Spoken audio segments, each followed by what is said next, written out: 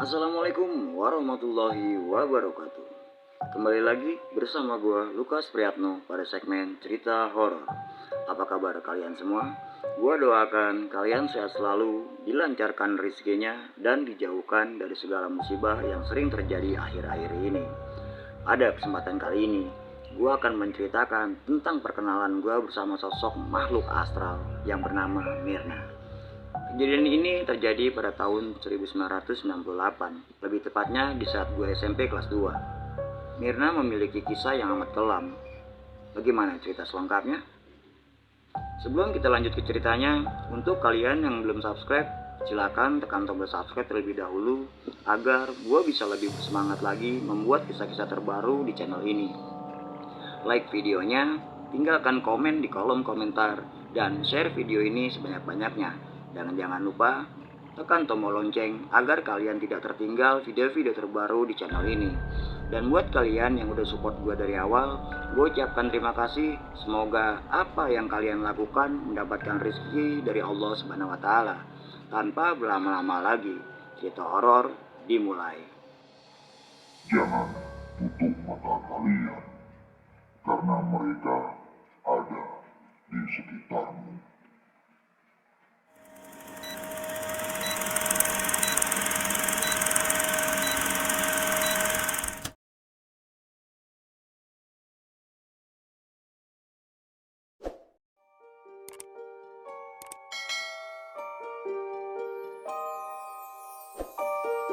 Kita dari alun-alun barat menuju ke alun-alun timur.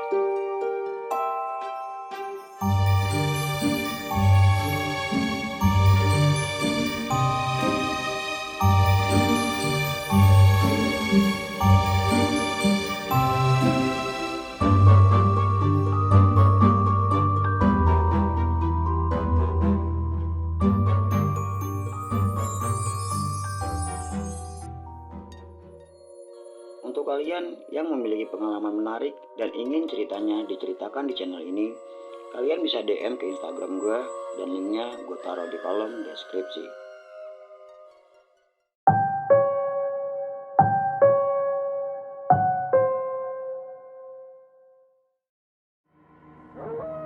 Kejadian itu berawal ketika aku sedang berjalan menuju rumah. Hari sudah menunjukkan lewat tengah malam. Aku dan beberapa temanku memutuskan untuk kembali ke rumah kami masing-masing. Sewaktu aku melewati perkebunan, tiba-tiba saja aku mendengar seseorang memanggil namaku. Lukas. Seketika, tengok ke arah suara itu berasal. Namun, aku tidak melihat siapa-siapa di sana. Aku sempat heran dan aku memutuskan untuk melanjutkan perjalanan. Sekitar 3 meter berjalan, tiba-tiba suara itu kembali memanggil namaku. Kas. Kali ini, suara tersebut lebih jelas terdengar, bahkan terasa sangat dekat. Suara ini adalah suara wanita, namun aku tidak melihat satu orang pun yang berada di tempat tersebut. Seketika, bulu kuduku berdiri, dan aku putuskan untuk berlari sekencang mungkin. Sekitar 10 menit aku berlari tanpa henti, akhirnya aku telah sampai di rumah. Keringat mengucur dari dahi hingga menetes. Aku benar-benar dibuat ketakutan mendengar suara tersebut. Segera aku menghampiri lemari pendingin dan meminum satu botol air mineral ukuran sedang tanpa bernafas. Tadi itu suara siapa ya? Gumamku dalam hati. Setelah itu, aku masuk ke dalam kamar dan memutuskan untuk tidur. Pada keesokan harinya, aku terbangun oleh kicau burung yang mengobrol dari balik jendela kamarku. Aku bangun dari tidur lelapu dan menuju kamar mandi. Hari-hari kulalui seperti biasa dan aku telah melupakan kejadian semalam.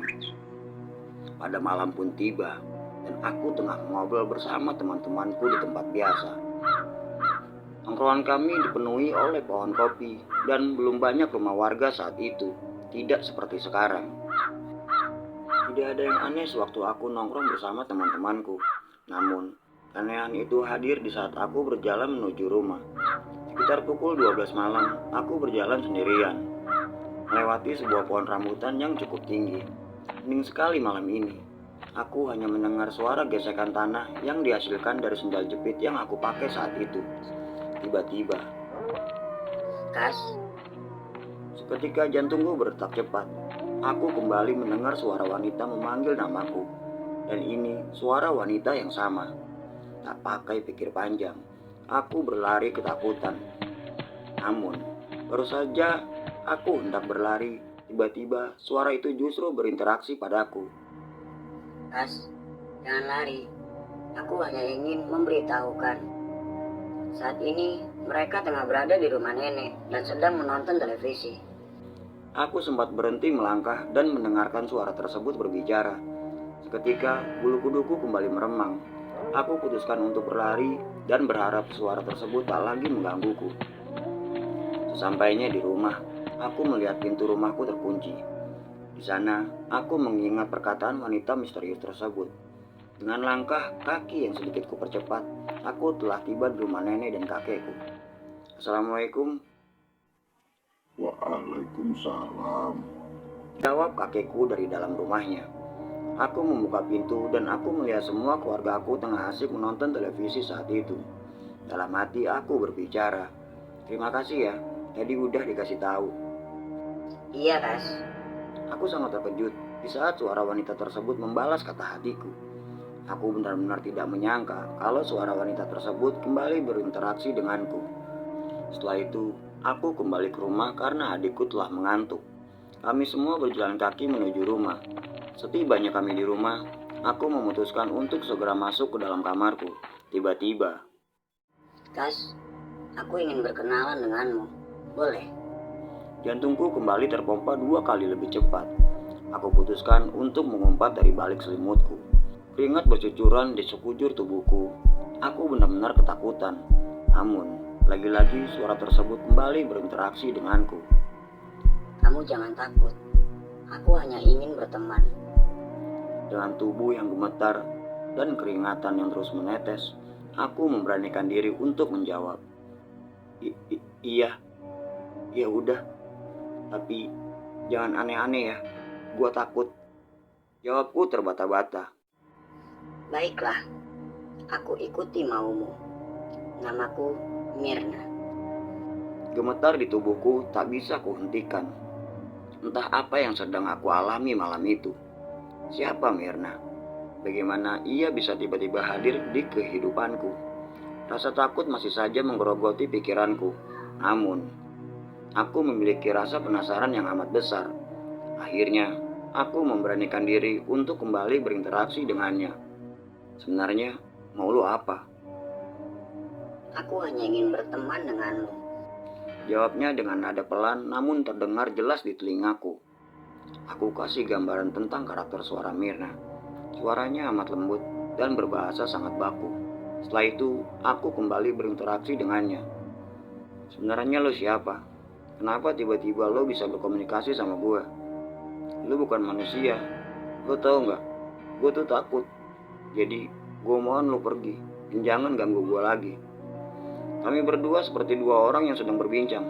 Tanpa terasa, air mata ini menetes dari kedua belah mataku. Karena rasa takut telah menghantuiku. Tubuhku tak henti-hentinya gemetar. Tiba-tiba, aku mendengar suara wanita menangis. Dengan rasa takut yang semakin terasa, aku perjelas lagi pendengaranku.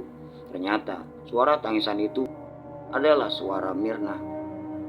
Mir, kenapa lo nangis? Tanyaku. Aku hanya ingin berteman. Mengapa kau menyuruhku untuk pergi? Jawab Mirna dengan nada sedih. Tiba-tiba, suasana menjadi amat sunyi. Dan aku tak lagi mendengar suara Mirna, bahkan tangisannya.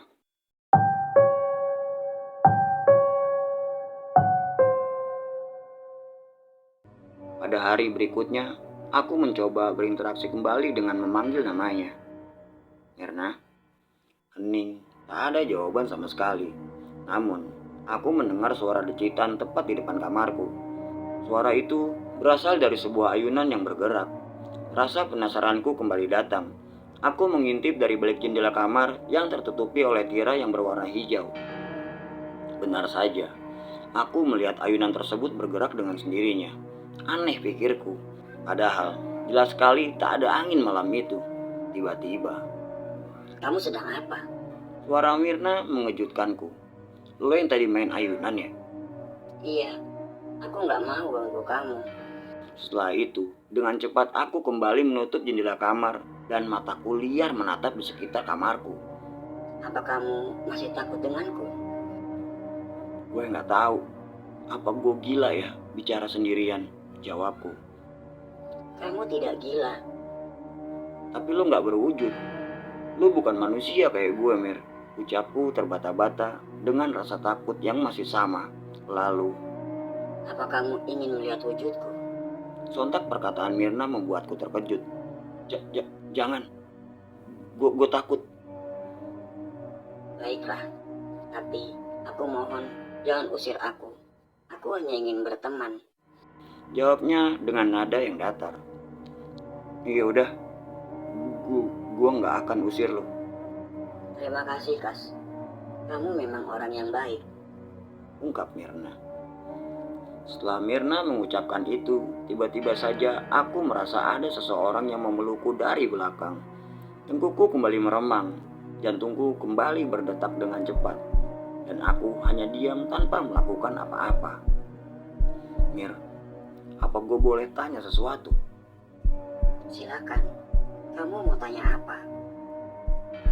Bagaimana lu bisa meninggal? Suasana kembali hening. Lalu, Aku dipasung oleh keluargaku. Entah mengapa, aku tidak boleh bergaul oleh teman sebayaku. Aku sangat depresi, dan aku memutuskan untuk mengakhiri hidupku dengan cara bunuh diri. Mirna menceritakan tentang masa lalunya dengan nada yang amat menyedihkan. Aku mencoba mengalihkan pembicaraan saat itu. Sekarang, lu tinggal di mana? Aku tinggal di pohon Kamboja. Di pekarangan depan rumahku memang tumbuh pohon Kamboja yang cukup besar. Dan pohon tersebut sengaja ditanam oleh ibuku sewaktu kami pindah ke tempat ini. Setelah itu, aku mengakhiri perbincangan dan tanpa sadar, aku sudah tertidur lelap.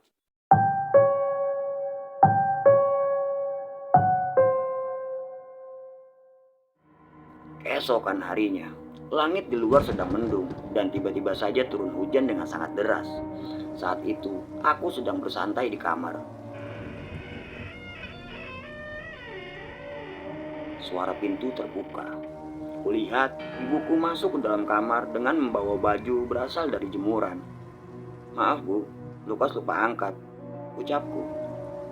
Ibuku hanya melihat ke arahku, kemudian pergi dan kembali menutup pintu kamarku. Tak lama pintu tertutup. Aku mendengar ibuku berteriak memanggil-manggil namaku dari luar kamar. Kas, Kas. Riak ibuku. Aku segera turun dari ranjang dan keluar dari kamar lalu menemui beliau. Ada apa bu? Tanyaku. Jemuran angkatin. Kamu ada dengar apa kalau di luar hujan? Loh, bukannya tadi ibu udah angkatin bajunya? Itu baju ada di dalam kamar Lukas. Angkatin baju dari mana? Wong ibu aja baru dengar suara hujan kok. Ucap ibuku dengan nada khasnya. Aku kebingungan setelah mendengar perkataan ibuku. Setelah itu, aku kembali masuk ke dalam kamar. Kalau bukan ibu yang angkat jemuran, terus yang tadi masuk ke dalam kamar siapa? Gumamku dalam hati. Setelah itu, aku terpikir untuk menanyakan hal ini pada Mirna. Mirna, Iya, jawabnya dengan nada lembut. Apa tadi lo yang masuk ke dalam kamar? Tanyaku. Mirna terdiam sejenak, kemudian menjawab. apa kamu marah? Aku hanya ingin membantu kamu. Jawabnya. Lagi-lagi aku kembali dibuat terkejut oleh pernyataan Mirna. Dan setelahnya muncul dalam benakku rasa penasaran atas wujud aslinya. Hari berganti menjadi malam. Sejak sore itu, aku hanya diam di dalam kamar dengan rasa penasarannya menghantui otakku. Akhirnya, aku memberanikan diri demi terjawabnya rasa penasaranku. Mir, apa gue boleh lihat wujud lo? Tanyaku dengan nada gemetar. Kalau kamu mau, akan aku tunjukkan. Sebentar, tapi janji, jangan seram-seram ya. Gue takut. Seketika, suasana di dalam kamarku berubah. Aku terasa pengap dan sedikit sesak di dada. Entah ada apa dengan perubahan ini. Seketika, bulu kuduku kembali berdiri. Aku merasakan ada seseorang yang berada di dalam kamarku saat ini. Ketakutan kembali menyelimuti perasaanku. Setelah itu, aku memejamkan mata karena aku benar-benar takut saat itu. Saat ini, aku sedang berada di atas ranjang dan aku duduk pada tepian ranjang tersebut. Tiba-tiba, aku merasa ada seseorang yang tengah duduk persis di sebelahku. Jantungku berdetak kencang, bahkan ini lebih kencang dari sebelumnya. Lalu, Kas, aku sudah di sampingmu. kubuka kedua belah mataku dengan perlahan. Dari arah bawah, aku melihat gaun yang berwarna putih. Pandanganku agak sedikit ke atas, dan kini aku telah melihat wajah Mirna tepat di hadapanku. Wajahnya pucat, ia memiliki rambut yang panjang. Kedua matanya menatap tajam ke arahku. Kemudian, Mirna melempar senyum ke arahku sambil berkata, Aku Mirna. setelah melihat wujud dan senyum Mirna, seketika itu tubuhku ambruk di atas ranjang, dan aku tak sadarkan diri.